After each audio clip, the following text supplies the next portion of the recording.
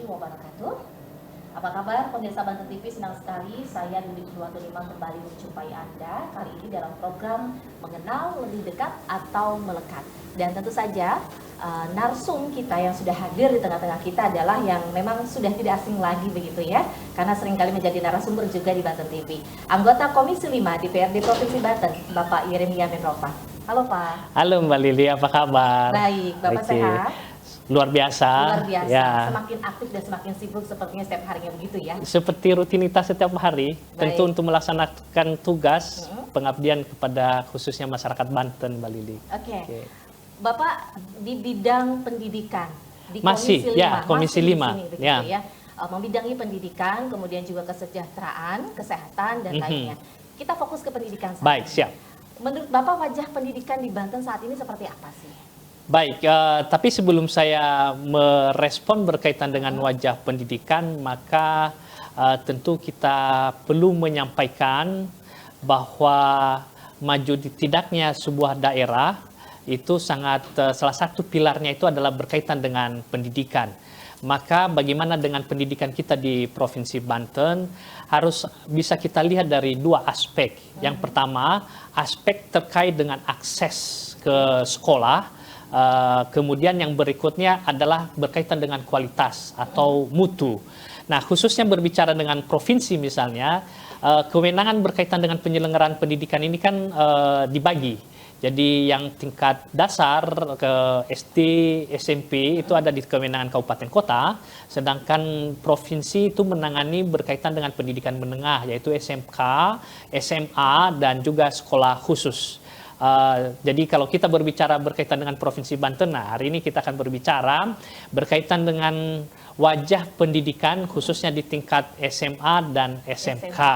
Nah, kemudian tadi saya menyinggung berkaitan dengan akses, kemudian yang berikutnya adalah berkaitan dengan kualitas.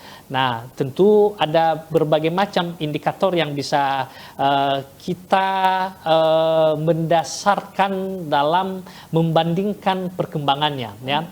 Akses ini bisa terlihat misalnya bagaimana angka partisipasi sekolah kita di Provinsi Banten. Kemudian kalau kita berbicara berkaitan dengan kualitas, maka terlihat dari sisi output pendidikan, output dari SMA, SMK. Baik berkaitan dengan misalnya keberlanjutan ke jenjang yang lebih tinggi, maupun misalnya berkaitan dengan outputnya ke penyerapan ke dunia kerja, dunia industri, maupun di dunia usaha. Nah, ukuran inilah yang bisa kita melihat perkembangan setiap tahunnya seperti apa. Nah, kalau kita tadi berbicara berkaitan dengan akses, tentu saya katakan tadi ukurannya adalah angka partisipasi sekolah. Kemudian memang angkanya adalah kita masih berada di bawah rata-rata nasional, tapi ada perkembangan, ada peningkatan setiap tahunnya. Tetapi kita masih belum melampaui angka rata-rata partisipasi nasional. Jadi ini menjadi hal yang terus dipercepat ke depan. Kemudian berbicara berkaitan dengan mutu, tadi saya katakan ada dua variabel yang bisa kita lihat, ke jenjang yang lebih tinggi, artinya bahwa rata-rata usia sekolah, lama usia sekolah di Provinsi Banten. Lagi-lagi memang kalau kita berbicara rata-rata usia lama sekolah kita di Provinsi Banten masih berada di angka 9, sekian tahun. Nah, tentu itu berarti masih berada di rata-ratanya ada di kelas 1 SMA atau kelas 10 misalnya. Dan kita berharap memang semakin lama orang bersekolah, maka tadi akan menambah rata-rata usia lama sekolah di Provinsi Banten. Dan juga berkaitan dengan output keterserapan di dunia industri, dunia usaha, dan dunia kerja ini, maka bisa kita lihat dari sisi angka pengangguran di Provinsi Banten. Yang notabene memang kita masih ranking teratas ya, dari sisi persentase angka pengangguran terbuka di Indonesia. Ada tren yang bagus memang menurun. Kalau rilis BPS tahun lalu kita di ranking pertama, tapi rilis terakhir yang baru disampaikan oleh BPS kita sudah masuk kepada ranking kedua. Tapi masih tetap di atas, dua besar ya.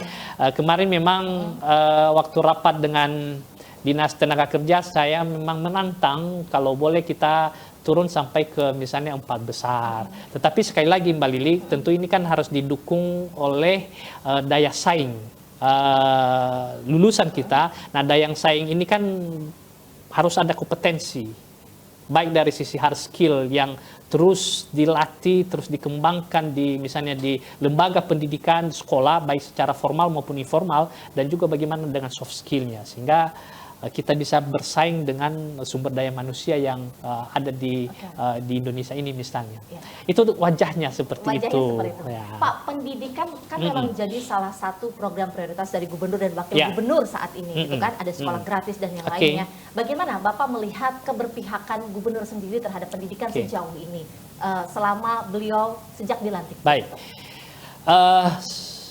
Baik secara pribadi maupun secara kelembagaan, dalam hal ini DPRD Komisi 5, kita sangat mengapresiasi langkah-langkah yang terus dilakukan oleh Pak Gubernur dalam rangka misalnya mewujud nyatakan janji kampanye ketika menjanjikan misalnya sekolah gratis, dan juga tahun ini sudah dimulai berkaitan dengan sekolah gratis yang memang tentu pada tahap pertama ini kalau kita dilihat di lapangan memang masih ada dinamika yang tentu perlu perbaikan ke depan. Baik misalnya berkaitan dengan alokasi anggaran, kemudian berkaitan dengan kerjasama dengan sekolah-sekolah swasta yang mau berpartisipasi menerima program ini dari Pak Gubernur. Memang sudah banyak sekolah, sekitar 800-an, dengan daya tampung yang saya dengar itu ada di kisaran 80.000 yang saya dengar terakhir, dan memang saya belum mendapatkan laporan rilis terakhir yang berkaitan dengan, kan ini kan sudah mulai MPLS, berapa banyak yang sudah tertampung di sana. Tetapi yang kemarin saya rapat di Badan Anggaran itu ada alokasi 145 miliar berkaitan dengan sekolah gratis tersebut. Kemudian sistem penerimaannya tentu yang juga yang menjadi perhatian ke depan, sehingga tadi jangan sampai asumsi gratis disampaikan kepada masyarakat, dan mindset yang gratis ini artinya kan tidak ada biaya-biaya yang lain yang dikeluarkan. Tetapi misalnya ketika pada kenyataannya, nah ini yang memang harus diluruskan ya, seperti apa batasannya, seperti apa. Nah, ini yang perlu diperjelas lebih lanjut, yang perlu diberikan disampaikan secara masif atau secara sosialisasinya kepada masyarakat, sehingga tadi tidak ada salah persepsi berkaitan dengan masalah gratis ini. Tapi Mbak Lili, pada intinya kita sangat mengapresiasi, bahkan kita dorong bagaimana ini semakin besar, semakin banyak pemberdayaan sekolah swasta. Beberapa waktu yang lalu, saya 2 tahun yang lalu pernah kita menyinggung berkaitan dengan pendidikan di Provinsi Banten.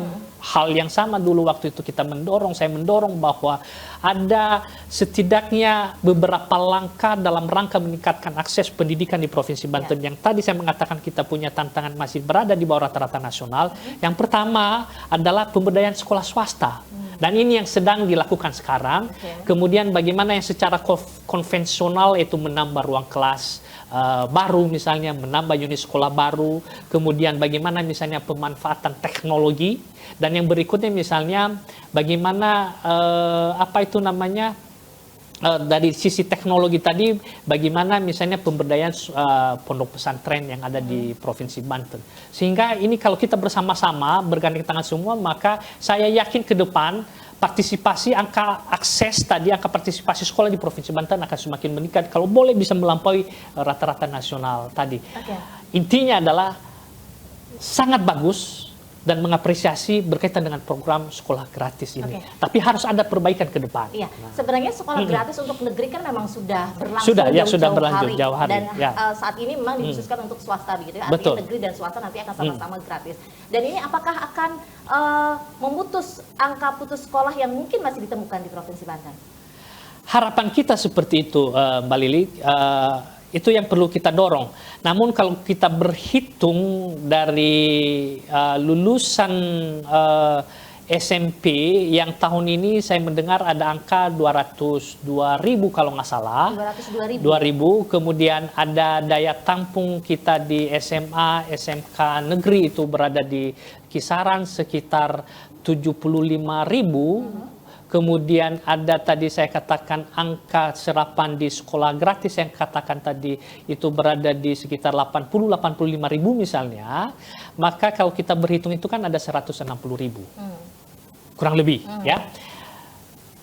Artinya bahwa ada sekitar 40 ribu lagi yang tadi disediakan oleh pemerintah Provinsi Banten yang diharapkan pertama bisa tertampung misalnya di sekolah swasta yang tidak berbayar, bisa maksudnya yang sekolah swasta yang bayar gitulah, yang mandiri misalnya. Kemudian misalnya ada beberapa di lembaga pendidikan yang lainnya. Tetapi kalau kita melihat itu juga ada potensi putus sekolah. Kenapa? Potensi itu masih ada, kita Kenapa melihat. demikian? Nah, pasca SPMB ya, ada beberapa memang dinamika yang terjadi di lapangan ya. Mereka misalnya sudah mendaftar SPMB, kemudian ada di pilihan di sekolah tadi yang gratis di dalam sistem SPMB. Kemudian ketika mereka melapor di sekolah swasta tersebut, itu pada kenyataannya itu kuotanya sudah penuh. Nah, akhirnya bingung harus sekolah di mana. Nah, ini yang menimbulkan tadi potensi putus sekolah, apalagi mereka misalnya berasal dari keluarga yang kurang mampu. Baik. Nah, keluarga yang tidak mampu ini, kurang mampu ini kan punya keterbatasan dari berbagai akses, sehingga kadang sering menerima tanda kutip misalnya nasib gitulah ya. Nah, tetapi itu yang kita tidak inginkan. Kami terus mendorong Dinas Pendidikan dan mengingatkan ini ya, harus proaktif dalam hal ini. Kemudian harus dibenahi dalam sistem penerimaan berkaitan dengan sekolah gratis ini. Harus terkoordinir dengan baik. Itu tapi kan Pak, SPMB kan sebenarnya adalah aturan dari pusat, gitu. Betul. Ya. Bagaimana menyinkronkan dengan daerah seharusnya? Sebetulnya SPMB yang di Permendikdasmen itu adalah merupakan guidance ya, kemudian diadopsi oleh daerah. Kemudian daerah ini semestinya juga harus menyesuaikan berdasarkan dengan muatan lokal. Nah, dari sisi kemarin ada 4 penerimaan, jalur penerimaan. Misalnya yang dulu namanya zonasi, sekarang adalah domisili. Ya. Kemudian berikutnya jalur afirmasi, kemudian jalur prestasi dan jalur mutasi. Nah, ada beberapa perbaikan yang dalam Permendikdasmen yang berkaitan dengan SPMB ini yang juga memang masih belum terfahami secara luas oleh masyarakat berkaitan dengan zonasi dan domisili. Yang dulu misalnya zonasi itu kan mengukur jarak rumah ke sekolah. Nah, sekarang dengan domisili tidak semata-mata jarak rumah, tetapi yang menjadi prioritas utama seleksinya adalah nilai. Nah, jarak itu baru berpengaruh ketika nilainya sama. Oh, berarti nilai yang utama sebenarnya. Nilai yang utama. Nah, ini yang menimbulkan juga dinamika yang pada tahun ini banyak yang protes, bahkan ada yang menggembok pintu akses sekolah misalnya. Mengapa anak saya yang jaraknya rumah dekat tapi tidak terima karena nilainya kurang gitulah ya. Tetapi itu tadi memang itu termuat di dalam Permendikdasmen. Apakah itu bisa disesuaikan oleh daerah? Semestinya bisa. Karena melihat misalnya di Jawa Barat, di Jawa Tengah, mereka masih membagi jalur domisili ini, Mbak Lili. Ada yang melalui mengukur jarak rumah masih yang terdekat, jadi mengadopsi untuk menyerap siswa yang terdekat dengan tidak memprioritaskan nilai. Ada juga bagian yang seleksi berdasarkan kemampuan akademik. Nah, ini yang tadi memang masing-masing daerah semestinya bisa menyesuaikan muatan lokal. Dan itu tidak dilakukan atau belum dilakukan di Provinsi Banten? Kalau kita di Provinsi Banten masih menerjemahkan langsung dari apa Permendikdasmen itu yang ada di dalam Kepgub. Jadi langsung di apa namanya, bukan copy paste lah ya, itu namanya muatan yang ada di Muatan. dalam Permendikdasmen ini, muatannya langsung 100% diakomodir di dalam Kepgub Oke. yang juknis SPMB. Nah, yang tadi saya katakan memang sosialisasinya kurang masif kepada masyarakat, sehingga banyak tadi gejolak dinamika yang ada di lapangan. Kemudian berikutnya adalah memang tahun ini SPMB yang berkaitan dengan kuota afirmasi meningkat. Oke. Yang dulu 15% naik menjadi 30%. Itu kita mengapresiasi Iya. itu. Kemudian prestasi sebetulnya juga meningkat, yang 30% menjadi 35%. Yang menurun itu adalah yang jalur domisili Domisili tadi. tadi. Yang dulu sebelumnya itu 50% turun menjadi 30%. Nah, semestinya di dalam Permendikdasmen ini, Mbak Lili, berkaitan dengan itu adalah minimal semestinya. Jadi domisili itu minimal 30%. Boleh lebih dari 30%? Boleh. Boleh semestinya. Nah, ini yang mesti menjadi koreksi Ya. Dinas Pendidikan. Kan dinamika di lapangan, peralihan domisili ke zonasi ke domisili ini kan masih tertanam di dalam pemikiran masyarakat, kan zonasi, mengukur jarak. Iya. Nah, maksud saya, kenapa ini tidak diperbesar lagi yang berkaitan dengan domisili 30 misalnya, atau angkat ke 40%. Yang tadi misalnya yang diadopsi adalah seleksi nilai di domisili, kan sama dengan yang dilakukan di seleksi di prestasi nilai Betul, juga. betul. Nah, sedangkan di dalam Permendikdasmen ini, kuota prestasi itu juga disebutkan minimal 30%. Nah, tapi kita malah memperbesar menjadi 35. Nah, poinnya sebetulnya mestinya digeser semestinya kemarin ke di dalam domisili, yang domisilinya diperbesar. Namun pertanyaannya, kenapa Komisi 5 misalnya tidak mempertanyakan ini lebih awal? Nah, ini yang kami sayangkan. Kami sudah menanyakan beberapa kali, jauh-jauh hari sebelum penyelenggaraan SPMB berkaitan dengan juknis. Namun kami baru terima itu hari Jumat, yang pembukaan SPMB itu tanggal 16 Juni. Seninnya. Jumat, Tapi kami Jumatnya baru harinya mendapatkan juknis yang resminya. Oke, artinya belum bisa mempelajari lebih jauh. Belum bisa mempelajari lebih jauh. Walaupun memang ada pembicaraan informal sebelumnya, tetapi kan kami butuh yang formalnya, yang sudah hitam di atas putih. Nah, kami baru terima di hari Jumatnya, sehingga waktunya sudah sangat mepet sekali. Oke. Ya, berkaitan dengan ini. Kami tidak diajak berbicara berkaitan dengan penentuan pengalokasian kuota misalnya, dan seperti apa yang perlu kita perbaiki dari tahun-tahun yang sebelumnya. Ini menjadi titik tekan kepada Dinas Pendidikan berkaitan dengan juknis SPMB di tahun 2025. Kalau di tahun-tahun yang lalu, yang waktu itu saya masih Ketua Komisi 5, kami dilibatkan dalam rangka penyusunan SPMB, sehingga kita bisa memberikan masukan. Apakah Bapak mempertanyakan mengapa demikian? Kenapa Komisi 5 tidak sejauh itu dilibatkan? Saya mempertanyakan itu di dalam rapat terakhir dengan Dinas Pendidikan, dan waktu itu alasannya ini masih dalam pembahasan misalnya antara Biro Hukum dengan Dinas Pendidikan, dengan kemudian ada yang berkaitan dengan sekolah gratis, sehingga masih dibahas di internal Pemprov misalnya, sehingga belum melibatkan misalnya Komisi 5. Tetapi ini kan waktu kan berjalan terus. Ya. Yang pada akhirnya baru kami bisa menerimanya di tadi hari Jumat itu. Detik-detik terakhir detik begitulah, terakhir, beberapa sehingga hari kami sebelumnya. membuka, ya udah hari Senin sudah harus diselenggarakan. Nah, ya jadi itulah dinamika yang terjadi pada SPMB 2025 yang berkaitan dengan sekolah negeri ya. Dan belum lagi yang tadi yang dinamika yang berkaitan dengan penerimaan sekolah swasta tadi, yang notabene sekolah swastanya sudah melakukan rekrutmen, yang di sisi lain juga kita lakukan di SPMB, dan kemudian ketika yang diumumkan di SPMB, banyak juga yang mereka ditolak oleh sekolah swasta. Dengan alasan kuotanya sudah penuh. Karena sudah menerima lebih dulu. Sudah menerima lebih dulu. Nah, ini yang menjadi titik tekan kepada Dinas Pendidikan untuk perbaikan ke depan. Dan juga di dalam pergub sekolah gratis ini, rupanya juga saya membaca tidak ada pasal yang mengatur berkaitan dengan sistem penerimaannya. Nah, ini yang perlu diperhatikan ke depan. Jadi secara aturan di dalam pergub pendidikan gratis itu tidak ada pasal yang mengatur bagaimana sistem penerimaan di sekolah gratis yang dimaksud. Ini yang kita harapkan perbaikan ke depan, Mbak Lili.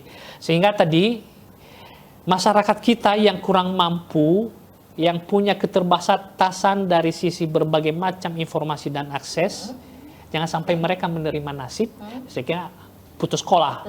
Nah, kemarin saya menelpon secara langsung kepada Bapak Pelaksana Tugas ke Dinas Pendidikan untuk memperhatikan ini, untuk kalau boleh bisa mengakses mereka yang tadi yang lulus di dalam, kan bisa dilihat, yang lulus di dalam SPMB siapa saja, yang sudah diterima di sekolah swastanya siapa, yang belum kemana mereka, kan bisa melihat datanya, ada data mereka, hubungi mereka, sehingga tadi proaktif, sehingga tadi yang program gratis ini betul dirasakan oleh masyarakat Provinsi Banten dan khususnya mereka dari keluarga yang kurang mampu, sehingga mereka bisa sekolah mengenyam pendidikan yang baik, dan kemudian yang diharapkan bisa nanti ke depan menjadi tulang punggung keluarga ketika mereka diserap di dunia kerja, di dunia usaha, dan di dunia industri, yang ujungnya tadi angka pengangguran di Provinsi Banten semakin menurun.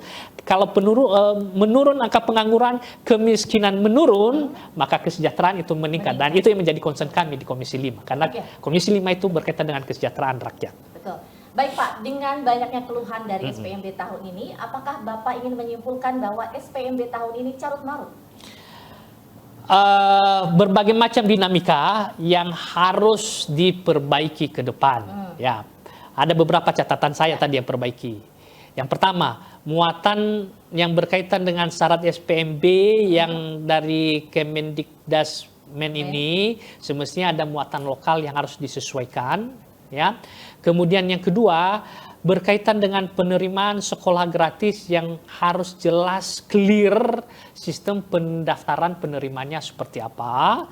Kemudian bagaimana sistem penerimaan ini menjadi satu pintu di dalam proses SPMB ke depan. Jadi mereka yang diberikan opsi memilih sekolah swasta, kemudian diumumkan diterima, ya semestinya wajib hukumnya harus diterima di sekolah swasta tersebut, jangan ditolak. Dan kemudian bagaimana batasan dengan sekolah gratis ini? Jangan sampai judulnya gratis, tetapi masih ada biaya-biaya dengan berbagai alasan gitu kan ya. Itu yang tidak diperbolehkan. Nah, karena juga lagi-lagi di dalam pergub saya membacanya bahwa sanksi yang berkaitan dengan itu kalau ada pungutan lain seperti yang disyaratkan hanya sifatnya sanksi administrasi. Dan kemudian sanksi administrasi ini seperti apa? Jadi jangan sampai program yang sangat bagus gratis kemudian dirasakan nanti ada biaya yang lain, ketika ada pihak tertentu yang memungut biaya itu, apa sanksinya yang lebih clear, lebih jelas. Sehingga ada efek jerahnya misalnya gitu kan ya. Nah, atau bagaimana misalnya keberpihakan anggaran sehingga jangan merugikan juga sekolah swasta yang lain yang menerima program itu. Jangan sampai misalnya yang sekarang ini kan khususnya di wilayah Tangerang, di SMA itu kan misalnya 250.000 per siswa, SMK 300.000, di wilayah kita yang di luar Tangerang Raya misalnya masih di bawah seperti itu. Apakah itu memang mencukupi dalam rangka biaya operasional di sekolah tersebut? Nah, yang perlu diperhatikan ke depan juga bagaimana kontribusi pemerintah Provinsi Banten terhadap sekolah swasta yang bekerja sama. Bagaimana supporting berkaitan dengan sarana prasarana pendidikannya, kesejahteraan guru-guru yang ada di sekolah swasta. Ini juga harus diperhatikan Mbak Lili.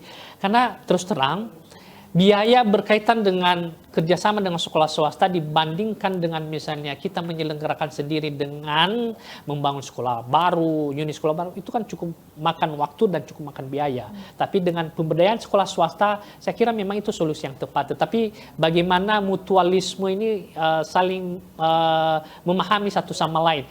Sehingga ujungnya Mbak Lilik, Saya selalu mengatakan ini, jangan sampai yang gratis ini kita mengorbankan kualitas pendidikan. Ya, betul. Kualitas ini harus dijaga, harus ada standar mutu berkaitan dengan penyelenggaraan sekolah kita di Provinsi Banten.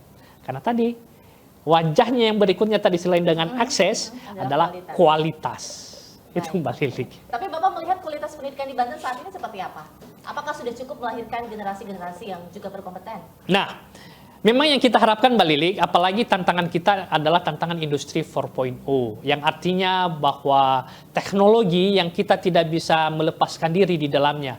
Dan ketika kita tidak bisa menguasai teknologi, maka akan digilas, digantikan oleh teknologi. Maka mau tidak mau kualitas ini, kualitas menguasai ilmu pengetahuan, teknologi ini harus terus kita lakukan. Maka tadi saya katakan, concern berkaitan dengan kualitas ini harus terus dilakukan. Ada 3 hal yang perlu dilakukan. Yang pertama, bagaimana pola atau bagaimana proses belajar mengajar di sekolah. Yang harus dilakukan assessment, yang harus dilakukan evaluasi terus-menerus. Kemudian berikutnya adalah bagaimana karakter, pendidikan karakter di sekolah, pendidikan budi pekerti, pendidikan nilai-nilai luhur yang ada di kita di sekolah-sekolah, khususnya kita bagaimana nilai-nilai luhur yang di Provinsi Banten, nilai-nilai Pancasila. Kemudian berikutnya bagaimana lingkungan sekolahnya. Nah, ini kan semua mempengaruhi kualitas ini, ya. Kemudian tadi saya sudah mengatakan, mengukurnya adalah ada angkanya, angka yang berkaitan dengan keberlanjutan peningkatan penerimaan di sekolah perguruan tinggi, ya, lebih lanjut. Kemudian tadi bagaimana keterserapan di dunia kerja dan di industri. Bisa kita berbicara secara kuantitas berkait dengan itu. Jadi peningkatan kualitas ukurannya nanti ada di sisi kuantitas. Oke, kita kembali lagi ke dengan dinamika SPMB yang sudah terjadi. Lalu apa langkah dari Komisi 5 mungkin dalam waktu dekat dari Dinas Pendidikan? Memang kita ada berencana untuk melakukan rapat kerja dengan Dinas Pendidikan, rapat evaluasi berkaitan dengan SPMB tahun 2025. Yang nanti hal yang bisa dilakukan dalam waktu dekat untuk mengantisipasi tidak ada yang putus sekolah. Ya. Kemudian juga apa yang perlu diperbaiki dalam sistem penerimaan tahun depan seperti yang saya singgung sebelumnya. Nah, ini yang nanti yang perlu kami lakukan di dalam rapat kerja dengan Dinas Pendidikan, karena sekali lagi memang ada beberapa batasan di kementerian yang sekarang ini, ya, berkaitan misalnya jumlah rombel. Satu rombel tidak boleh 36. Kemudian satu sekolah itu ada 12 rombel. Tetapi bukan kita membandingkan dengan daerah lain, tapi yang menarik kemarin kan di Jawa Barat sudah bersurat kepada kementerian supaya satu rombelnya bisa katakan sampai 50, kan ada bisa baca di media itu, ya. Nah, kemudian berikutnya adalah bagaimana apa itu namanya, menginventarisir, ya, potensi yang putus sekolah dari keluarga yang tidak mampu itu bisa kembali bisa mereka sekolah. Nah, beberapa waktu yang lalu kemarin juga saya dengar misalnya ada sekolah rakyat, baik di tingkat SMP, SD, SMP, SMA di Provinsi Banten. Walaupun misalnya kuotanya belum banyak, ya.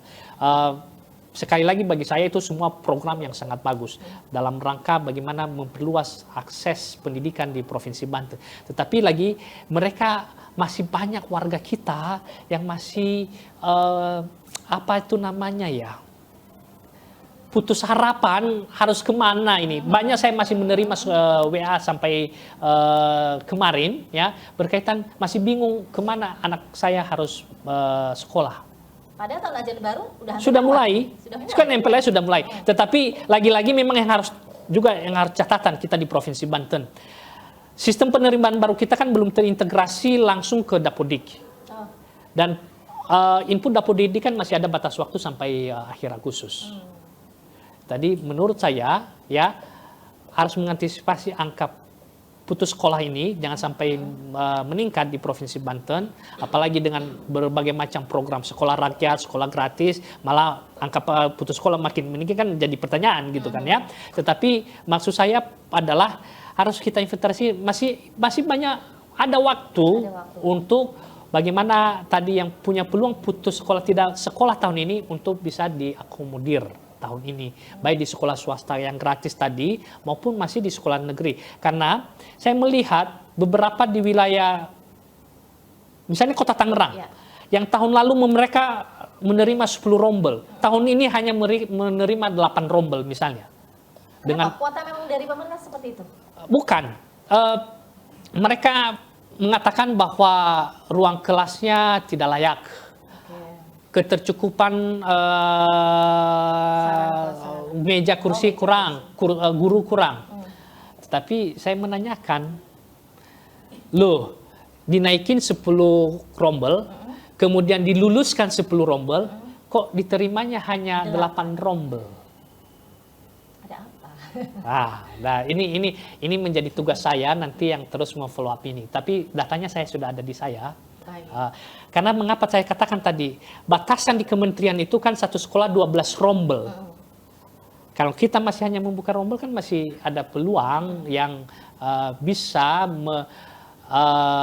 mengakomodir tadi yang keluarga yang tidak mampu, yang potensi putus sekolah. Tetapi sekali lagi juga harus ada aturannya, siapa-siapa saja gitu loh. Jangan nanti juga yang dimanfaatkan oleh pihak-pihak tertentu. Tapi intinya bagaimana kita mengurangi angka putus sekolah di Provinsi Banten khususnya di tahun 2025. Masih ada peluangnya, ada peluang kalau ada niat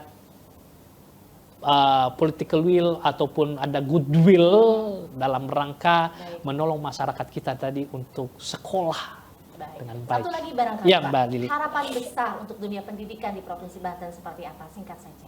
Harapan besarnya Mbak Lili, anak-anak kita di Provinsi Banten yang pertama tidak ada yang sekolah, tidak ada yang putus sekolah. Ya. Khususnya dari keluarga tidak mampu. Kemudian mereka mengenyam pendidikan dengan baik yang berkualitas. Sehingga bisa mereka dipersiapkan untuk mencapai cita-citanya. Jangan sampai kita digantikan oleh teknologi. Tetapi bagaimana anak-anak kita di Provinsi Banten dengan mengenyam pendidikan yang bagus, yang baik berkualitas, bisa menguasai ilmu pengetahuan dan teknologi. Mantap. Terima kasih Pak Baik, Yeremia. terima kasih Mbak Lilik. Dan pemirsa demikian mengenal lebih dekat Bapak Yeremia Medrova, anggota Komisi 5 DPRD Provinsi Banten. Saya Lilik Nurwatunima dan kru yang bertugas mohon pamit. Wassalamualaikum warahmatullahi wabarakatuh. Waalaikumsalam warahmatullahi wabarakatuh. Makasih.